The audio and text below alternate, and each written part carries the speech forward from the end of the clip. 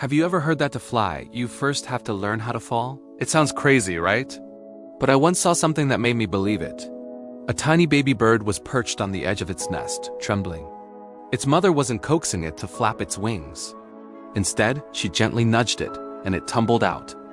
My heart stopped.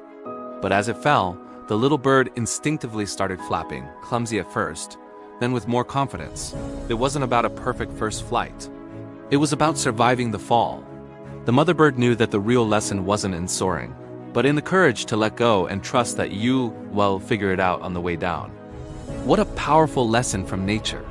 Sometimes the biggest leaps in life begin with a fall. Thanks for watching, and don't forget to subscribe for more stories.